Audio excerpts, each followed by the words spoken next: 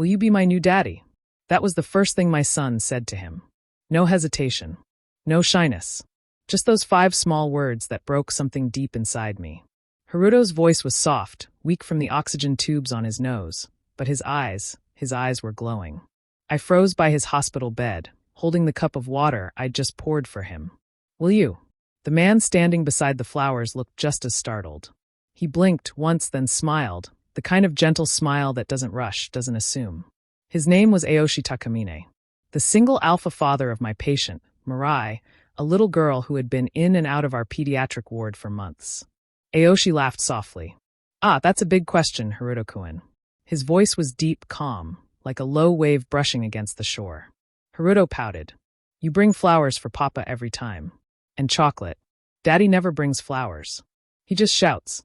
My hands trembled. The water spilled a little. I quickly wiped it off before anyone noticed. Aoshi turned toward me, eyes gentle, apologetic. "I'm sorry. It's fine," I said quickly. "He's just honest." But inside, I wanted to cry. Because my son was right. His words were simple, but they carried years of things I'd hidden. Bruises no one saw, words no one heard, pain no one believed. I used to think love could fix anything. I thought if I just gave enough, worked enough, smiled enough, my alpha husband Renji would love me again. But love isn't a bandage. Sometimes it's a knife. Renji was everything I thought I wanted, tall, proud, charming. The kind of man people called a real alpha. When we first met, he used to bring me warm food after my shifts, waiting outside the hospital even in the rain. I thought that was love. Now he comes home after midnight, smelling like perfume that isn't mine, and demands a fresh meal. No matter how tired I am, no matter if I've been on a 12-hour shift, he'll slam the fridge shut and say, "Don't you dare serve me leftovers." So I cook. I always cook. Even when my body aches, even when I can't stand the smell of oil anymore. I cook because if I don't, his anger burns hotter than the stove. I'm a pediatric nurse at Kayamiza Hospital. My patients are small, fragile, often crying. I love them, but they break me too. Some days, I feel like my heart is made of glass, too soft to hold the weight of their stories. There was one little girl last winter. Her name was Aya. She loved to draw stars on the sheets. She said when she got better, she'd give me the biggest one. But she didn't get better. I remember cleaning the room after she was gone. I picked up the crayon star she left on the table and held it against my chest. It hurt so much I couldn't breathe. I still keep it in my locker, folded, fading, but there. The job teaches you to smile while your heart bleeds. Parents scream at you for things you can't control. Kids throw juice boxes when the needle hurts. You say, "It's okay," even when it's not. But the hardest part isn't the patience. It's going home. When I open the door, the house smells like silence. Haruto usually runs to me, shouting "Papa," with his little feet hitting the floor. He's the reason I'm still standing. But then Renji's voice cuts through the air. "Where's my dinner? Why are you late again? Do you even know how to be a proper omega?" I tell him I had an emergency at work. A baby wasn't breathing. I had to stay. He doesn't care. He never does. He says things like, "You care more about those kids than your husband." Sometimes he pushes me against the counter. Sometimes he throws the food I made. Sometimes he just stares at me with that cold, disgusted face, like I'm something he regrets. But the worst is when Haruto sees. When he shouts, "Stop it, Daddy," and throws his toy truck across the room. When he hides behind me, small arms shaking. After Renji storms out, Haruto hugs me and whispers, "It's okay, Papa. I'll protect you." And I smile, even though my chest hurts so much I can barely breathe. Because I'm the parent. I'm supposed to protect him, not the other way around. That day in the hospital, when Aoshi came with the flowers, I saw something I hadn't seen in a long time: kindness. Not the kind that promises anything, not the romantic kind, just quiet, patient kindness. The kind that listens. He said, "Haruto looks a lot like you." I laughed softly. "Poor boy." He chuckled. "No, lucky boy." And for a moment, I felt warmth spread in my chest. But it scared me, because I had forgotten what it felt like to be seen. Later that evening, after my shift, I stayed by Haruto's bed as he slept. The machines hummed quietly. The city lights flickered through the window, painting the room with gold. I looked at his small hand clutching my finger, and my tears slipped silently. He deserved better. He deserved safety. He deserved love. I whispered, "One day, Papa will make it better." I promise. But I didn't know how. I was trapped. Trapped in a house that wasn't a home, a marriage that felt like a cage. And every time I thought about leaving, Renji's voice echoed in my head. No one will want a used Omega with a child. Maybe he was right. Maybe no one would. 2 days later, I saw Aoshi again. His daughter, Mirai, was admitted again with a fever. She was always quiet, polite, a mirror of her father. But when she saw me walk into the room, her small face turned away. I don't like papa nurses, she muttered. I smiled, pretending not to be hurt. That's okay. You don't have to like me. Just let me make you feel better. She glanced up, hesitant. You're Haruto's papa? Yes. She frowned. He's nice. You're nice. But I still don't like needles. Aoshi laughed from the corner. Neither do I, Mirai. Be brave. The way he said her name, soft, patient. It reminded me of how I used to talk to Haruto before Renji made our home too loud for tenderness. Later, when I was changing Mirai's drip, Aoshi quietly asked, How's your son? He's recovering. That's good. He seems to like me. I chuckled faintly. He likes anyone who smiles at him. Aoshi smiled. Then I'll keep smiling. Something about his words felt heavier than they sounded, as if he knew what I was hiding. That night, Renji came home late. I could tell by the way the door slammed that he'd been drinking. I'd just finished cleaning the kitchen. My stomach was tight with nausea, not just from pregnancy but fear. He didn't look at me when he spoke. Why didn't you answer my calls? I was at the hospital. Haruto's. Liar. He stepped closer. You're always at the hospital. Are you seeing someone there?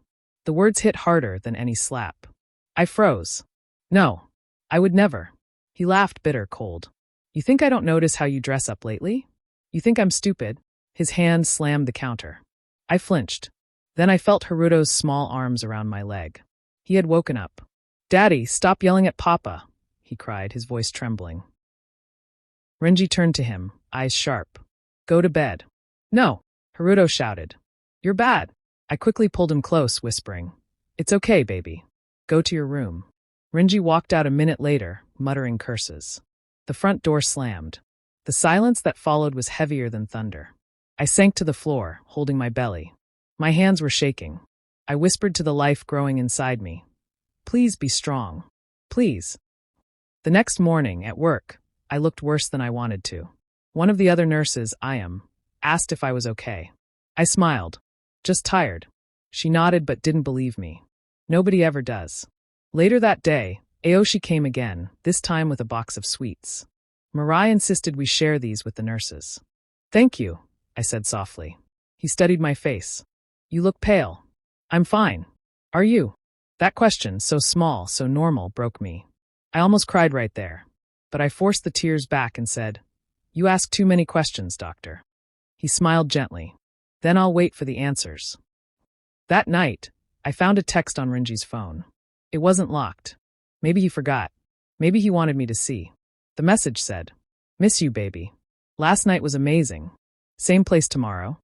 The contact name was hidden under a heart emoji. An Omega. Of course. I sat there for a long time, staring at the screen. My hands were cold. I wasn't even angry. Just empty. All this time, he accused me of cheating, when he was the one. I deleted the message quietly, put the phone back, and went to check on Haruto. He was asleep, hugging his stuffed bear. I brushed his hair gently and whispered, One day we'll leave, okay? We'll find peace. The next day at the hospital, I saw them. Renji, and the Omega from his phone. They were sitting together at a restaurant across from the hospital, laughing. I stood there on the sidewalk, frozen. For a second, I thought about walking in, about screaming, about breaking something. But I didn't. I just turned around and walked away. That was the day I stopped loving him. Later, I found myself sitting outside the pediatric ward, staring at the sunset. The sky was burning orange, fading to violet. Aoshi walked out with Mirai, who was holding a tiny gift bag. She walked up to me shyly. This is for you, she said. It's chocolate. Papa says you like sweets.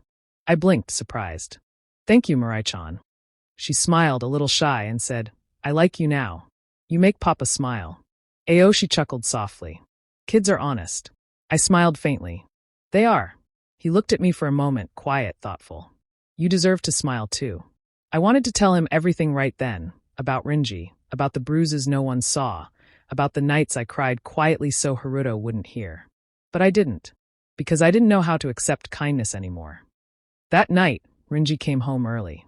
Too early. He was calm, too calm. He sat at the table, staring at me. "You met someone, didn't you?" My heart froze. "What?" "That doctor. The one with the kid.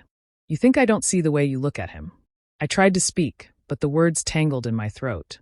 He leaned closer, whispering, "If I ever see you with him again, you'll regret it." Then he stood, grabbed his jacket, and left. The door slammed, and I knew deep inside that something dark was coming. That night, after putting Haruto to bed, I sat by the window and stared at the moon. My hands rested on my belly. The baby moved softly. I whispered, "You deserve better too." And for the first time in a long time, I prayed, not for Rinji to change, not for things to get easier, but for strength. Strength to leave. Strength to survive. Because love shouldn't hurt this much. And I was tired of pretending it didn't. The next morning, I woke up before the sun. The house was still, silent in that heavy way that makes you afraid to breathe too loud. Rinji hadn't come home. That should have made me feel relieved, but instead it left an ache, the kind that hides under your ribs and whispers something bad is coming. I made breakfast quietly. Haruto sat at the table, swinging his legs. He looked up at me with sleepy eyes and said, "Papa, will Daddy be nice today?" I smiled, even though my throat burned. "Maybe, sweetheart. Maybe he'll be nice." He didn't look convinced. He just kept drawing on his paper, little stick figures holding hands. One of them was me. One was him. The third had a big red X on it. When I arrived at the hospital, my steps felt heavier than usual. Every beep of a machine, every cry of a child, sounded like echoes of my own life, small voices asking for help that no one heard. Aoshi was already there, standing beside Mirai's bed. He looked tired, the way parents look when they've spent too long hoping for miracles. But when he saw me, he smiled. "Morning, Kiyoshi," he said softly. I nodded, tucking a strand of hair behind my ear. "Morning, Dr. Takamine." He frowned slightly. "You look pale again." I barely slept. He hesitated. "Is it your husband?" The question made my breath hitch. I tried to smile. "You really do ask too many questions." "Maybe because I'm a doctor," he said, half joking. I laughed, but it came out thin, like paper tearing. He didn't push further. Instead, he said, "If you ever need a friend, I'm around. You don't always have to keep everything inside." Those words followed me all day like a quiet heartbeat. During lunch, I sat alone in the break room. My phone buzzed with a message. "Rinji, where are you?" "Rinji, answer me." I didn't. I couldn't. He'd been acting strange lately. Too kind one moment, too cold the next. I didn't know which version of him would be waiting at home anymore. When my shift ended, I lingered in the hallway, not wanting to leave. Aoshi found me there, sitting on the bench with my bag in my lap. He asked gently, "Going home?" "Eventually," I said. He looked at me for a long time, then said quietly, "You know, sometimes staying isn't the same as being safe." That night, his words echoed in my head. Rinji came home late again. He didn't speak at first. Just dropped his keys, sat down, and stared at the floor. I waited, holding my breath. Finally, he said, "People talk, you know. They say you're getting close to some doctor at your hospital." My hands tightened around the dish I was drying. "They're wrong." He looked up, eyes dark. "Are they?" I wanted to scream, "You're the one who's cheating, not me." But I didn't. I was too tired to fight words with words. So I said softly, "You don't trust me anymore." He stood, took a step closer. "Should I?" Silence stretched between us like glass, fragile and dangerous. Then, without another word, he left the house again. I sank to the floor after the door shut. My chest hurt from holding everything in. I pressed my hand over my belly, whispering, "We have to get out, before it's too late." The next day, I started hiding small things, important papers, a little cash, Haruto's spare clothes. I didn't know where we'd go, but I needed to be ready. At the hospital, Haruto was finally getting better. He could sit up again, smile again. That smile was my strength. Aoshi noticed. "He's healing fast." "Yes," I said softly. "He always tries to be brave." He looked at me with something like admiration. "He gets that from you." I turned away so he wouldn't see the tears in my eyes. Before leaving, he said quietly, "If you ever need somewhere safe, call me." I nodded, not trusting my voice. That evening, Haruto was discharged. He was so happy he could barely stop talking. "Papa, can we make pancakes tomorrow?" The ones with chocolate chips. Of course, I said, ruffling his hair. We'll celebrate. But when we got home, Renji's car was already there. My heart sank. He was sitting on the couch, silent, phone in hand. The screen lit up for a moment, a message from that same Omega. He saw me looking. He locked it quickly and said, "What's wrong? You don't trust me." The hypocrisy almost made me laugh. But I said nothing. I just went to tuck Haruto into bed. When I came back out, Renji was still there, watching me. His voice was cold. "You're leaving, aren't you?" My breath caught. "What?" He stood up, eyes narrowing. "Don't lie to me. I saw your bag in the hallway. You think you can run from me?" I stepped back, shaking my head. "I just wanted to visit my sister." "You don't have a sister." The air grew thin. Every nerve in my body screamed danger. I wanted to grab Haruto and run, but my legs wouldn't move. Then, from the bedroom, I heard Haruto's voice, small, trembling. "Papa?" Renji's expression twisted. "Go to bed, Haruto." But Haruto ran to me, clutching my leg. "Leave Papa alone." That tiny voice, brave and scared, broke the tension like glass. Renji froze, then turned away, muttering something I couldn't hear. A moment later, the door slammed again. And just like that, he was gone. I didn't know that would be the last time we'd see him alive. The next morning, I took Haruto to the hospital for a checkup. Aoshi met us at the entrance, smiling warmly. He brought flowers again, small yellow lilies. "For courage," he said. "They mean you'll find your way." Haruto giggled. "Papa likes flowers." Aoshi knelt down. "Then I'll bring more next time." Something in my chest softened. I hadn't felt that gentle in years. But the peace didn't last. Around noon, my phone rang. Renji's name flashed across the screen. I hesitated, then answered. His voice was sharp. "Where are you?" "At work," I said carefully. "I know. I saw your car outside." He paused. "Bring my son home now. He's not ready to leave yet." "Now, Kiyoshi." Before I could answer, he hung up. Something in his tone made my stomach twist. I told Aoshi, "I need to go. Just for a bit." He frowned. "You shouldn't." "I have to." He didn't argue, but his eyes followed me all the way to the exit, worried, knowing. When I reached home, the air felt wrong. The curtains were drawn, the lights off. Haruto clung to my hand. "Papa, I don't like it here," he whispered. I swallowed hard. "I know, baby. We won't stay long." I packed quickly, a few clothes, documents, Haruto's toy bear. I slipped everything into a bag and turned toward the door. Then headlights flashed through the window. Renji's car. My heart stopped. I grabbed Haruto's hand. "Go to your room. Lock the door." He didn't want to, but I made him. A moment later, the front door opened. Footsteps. Silence thick enough to choke on. Then his voice. "You think you can run from me?" I didn't answer. I just backed toward the kitchen. He stepped closer. "You'll regret this, Kiyoshi." Something inside me snapped, not in fear this time, but in resolve. "I already regret staying," I said quietly. He froze, shocked. Then he laughed, that cruel, hollow sound I'd heard too many times. "Fine," he said. "If you want to leave so badly, then go. But I'm taking Haruto." And before I could stop him, he stormed down the hall, yanked the boy's door open. Haruto screamed, "Papa!" I tried to pull him back, but he was too strong. The last thing I remember is Haruto's hand slipping from mine, and the sound of the car engine roaring outside. I chased after them, barefoot, shouting his name. The world blurred, lights, wind, fear. The car turned out of the driveway too fast. My voice cracked, "Renji, stop!" But he didn't. The tires screeched. Then a sound split the night, sharp, metallic, final. A crash.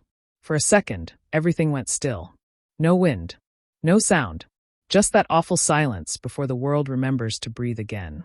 Then the smoke. The fire. The smell of metal and gasoline. I ran. My knees hit the road before I even realized I'd fallen. I called their names again and again. Hours later, I was sitting in the hospital corridor. My uniform was stained, my hands trembling. Aoshi stood beside me, his face pale. They brought them in. Renji didn't make it. My lips parted, but no sound came. "And Haruto?" I whispered. He took a deep breath. "He's alive, but he's in critical condition." The words shattered me. I pressed my hands to my face, sobbing silently. I didn't know if I was crying for Renji or for everything that had died long before him. Aoshi placed a hand on my shoulder. "He's strong. He'll fight." I looked up at him, tears blurring everything. "It's my fault." "No," he said firmly. It's not. You survived. That means you still have a chance to live. But I didn't feel alive. I felt like a ghost, watching my own life collapse. Later that night, I stood outside Haruto's ICU room, staring through the glass. He was small and still, tubes everywhere. I whispered, I'm sorry, baby. Papa's sorry. Aoshi was beside me. He didn't say anything, just stood quietly, close enough that I could feel warmth. When I finally spoke again, my voice cracked. He asked you to be his new daddy once. Aoshi nodded. I remember. I looked at him. Maybe he saw something I didn't. He smiled sadly. Maybe he saw someone who could love you both. For the first time in years, I let someone hold me while I cried. The sun rose too soon. It spilled through the hospital windows, touching everything that should have felt alive, but didn't. I sat in the chair beside Haruto's bed, my hands clasped around his small fingers. His skin was warm, fragile like paper. Machines hummed softly beside him, measuring every heartbeat that I was terrified to lose. Aoshi stood near the door, silent. He had stayed the whole night. When I looked up at him, my voice barely came out. He's still breathing. He nodded. He's fighting. I brushed a strand of hair from Haruto's forehead and whispered, he always fights. Hours passed in a quiet haze. Nurses came and went. I didn't eat. I didn't move. Aoshi finally placed a cup of tea beside me. You should drink something. I can't, I said. You need strength. For him. Something in the way he said for him made my chest tighten. I took the cup. My hands shook, but I drank. The tea was bitter and too hot, but it was real. The first real thing I'd felt since last night. Did they say anything about Renji? I asked quietly.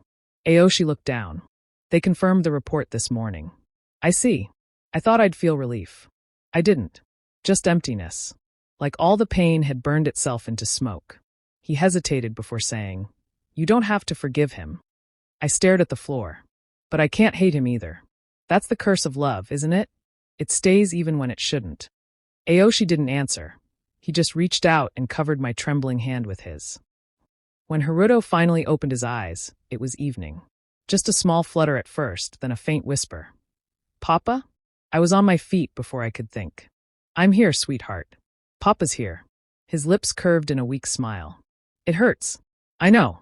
But you're safe now. He blinked slowly, noticing Aoshi. Daddy. Aoshi froze, eyes wide. Then he knelt beside the bed, his voice soft. Hey there, little one. Haruto smiled faintly.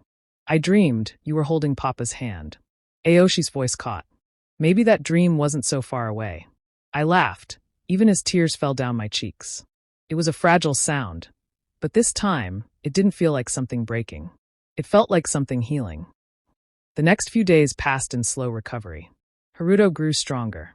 He could sit up again, talk a little, even complain about the hospital food. I started eating again too, because he would scold me if I didn't. Aoshi visited often, not always as a doctor, but as something else. Someone who brought warmth. He brought small things, a new blanket for Haruto, flowers for the window, and once a box of chocolates for the brave Papa who forgets to rest. Each time, I told him he didn't have to do that. Each time, he just smiled and said, Maybe I want to. One night, after Haruto had fallen asleep, I found Aoshi in the quiet hospital garden. He was sitting on a bench, looking up at the stars. I sat beside him, arms folded against the chill. He said softly, You should go home and rest. I don't have a home, I replied without thinking. He turned to look at me, eyes full of sadness. Then maybe it's time to build one. Somewhere safe. Somewhere that's yours. I looked down at my hands. I wouldn't even know where to start. He hesitated, then said, You could start with people who care about you. Our eyes met. The silence that followed wasn't heavy this time. It was warm, fragile, full of possibility. The next morning, Haruto was sitting up, drawing again. He showed me his paper proudly. This is us, he said, pointing at the figures. Papa me and Daddy Aoshi. I blinked back tears. You really like him, don't you? He grinned. He makes you smile. Children always notice the truth before adults do. Aoshi walked in a moment later and saw the drawing. Oh, who's that handsome man with the messy hair? Haruto giggled. You. Aoshi laughed, rubbing his neck. Guess I should start combing my hair, huh? For the first time in years, the room was full of laughter that didn't feel forced. Weeks passed. Haruto healed completely. We moved into a small apartment closer to the hospital. It wasn't much, a single bedroom, a tiny kitchen, but it was ours. Mine and Haruto's. Aoshi helped us move. He fixed the light, hung the curtains, and filled the kitchen with groceries. When he left that night, he said, "Call me if you need anything, even if it's just company." I wanted to tell him that I already needed him, but the words caught in my throat. After he left, I stood by the window, holding Haruto's hand as he pointed at the stars. "Papa," he said softly, "can Daddy Aoshi come live with us someday?" I smiled faintly. "Maybe, if he wants to." Haruto grinned. "He will. He loves you." I froze, looking at him. "What makes you say that?" He shrugged. "Because when you cry, he looks like he wants to fix the whole world." A week later, I found a letter in our mailbox. It was from Aoshi. It said, "You once told me love was a curse that stays even when it shouldn't. I think love can also be the medicine that helps you live again. Aoshi." I held the letter to my chest, smiling through tears. That night, I made pancakes, chocolate chip ones, just like Haruto liked. He fell asleep before finishing his plate. When I carried him to bed, I whispered, "We're safe now, baby. We're finally safe." And as I looked out the window at the soft city lights, I realized, for the first time in years, I wasn't afraid of tomorrow.